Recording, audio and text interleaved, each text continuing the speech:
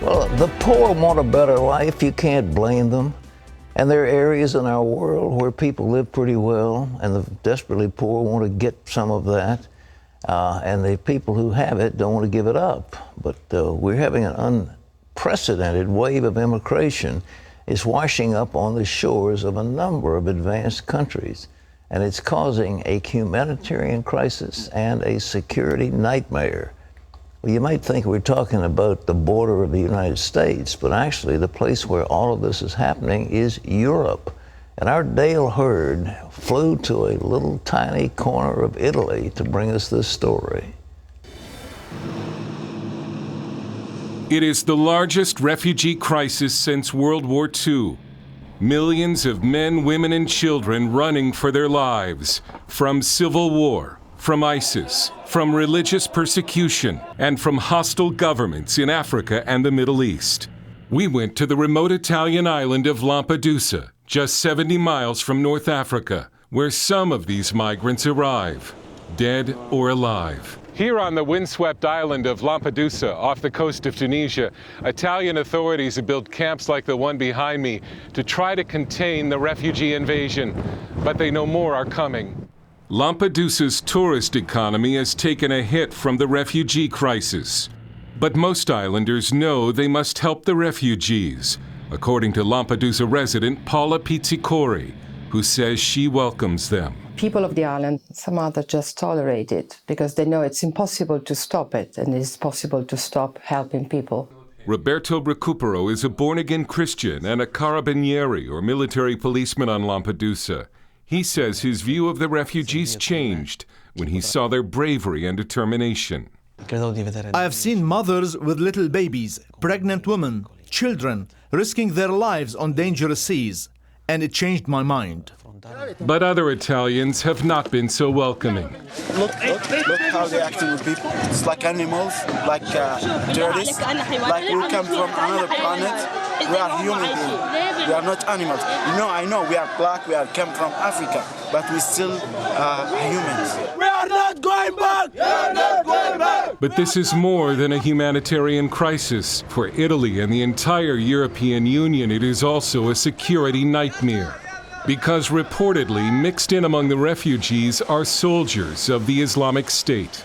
There are reports that ISIS is already here, that Islamic State soldiers have entered Italy with migrants and refugees from Africa.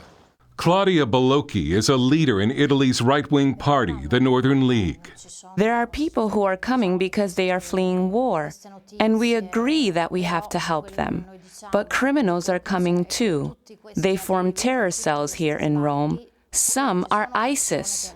And once inside the European Union, there are little to no border controls between nations. The refugee surge has now reached northern France, where migrants are trying to use the tunnel under the English Channel to reach Britain. EU member Hungary, a major destination for migrants, has had enough and has dispatched the army to build a fence along its border with Serbia. Yazidi refugees hiding in the forest near the Hungarian border say they walked all the way from Iraq. We walk on the foot.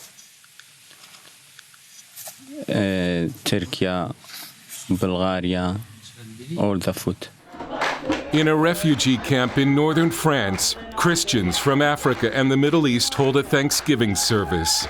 Thanksgiving for safe passage from the danger in their homelands.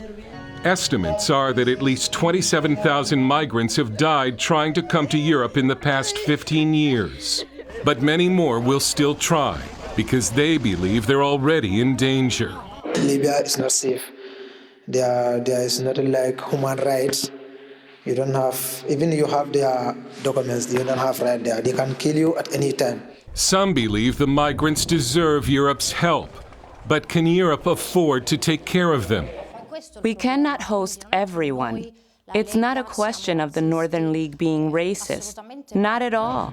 We just ask ourselves, why have other nations stopped refugees, and why is Italy still hosting them? The problem is there is no willpower to stop it. What is certain is that this refugee crisis will change the political landscape in Europe. Public anger is already building against the refugees, and against the European Union over uncontrolled migration. Right-wing parties are growing, and a backlash is building. Dale Hurd, CBN News, Rome. Well, I just think that's a horrible crisis, but I commend Dale. He gets stories that nobody else gets, and I mean, we're so proud of the reporting he's done, and that is just one more example of superb reporting on a thing that you don't see in the so-called mainstream media. Well, it's a troubling story, you know. Well, you know, they said we're human beings. They are human beings, but you know, what do you do if you've got only enough bread to feed your children and somebody wants to come and take your bread away so that your children don't have any? That gets to be a problem, and that's what we're dealing with. I mean, these people are not rich. The Italian people are not rich, and so how are they going to feed? They can feed a few, but they can't feed everybody. And the only thing that can be done to these other people is to set up a system where they can get gainful employment. But in Libya, it's chaos. That's one of the legacies of our dear president. He let that thing go to ruin. The same thing with Syria. There's a horrible refugee crisis coming out of Syria. And you've got the problems in Iraq, where that government was collapsing, and those people are fleeing ISIS, and you go across the world, people are suffering. So as Christians, we need to reach out to them, but the best way is to help them in the country where they were born and where they live, help them to find a stable political system, and help them to find a job. That's what they need. They just want employment. They don't want to do freeload on their host nation. But folks, something's got to be done, because Dale's pointing out a cancer that's growing in the middle of our society, and what will happen is there's going to be a collapse of the entire world if this keeps on, because they will drain the resources of the major countries, and then there'll be economic collapse one right after the other, and then there'll be even worse poverty and desolation. That's what we're looking at. So something's got to be done, but looks like only the Lord himself can take care of it.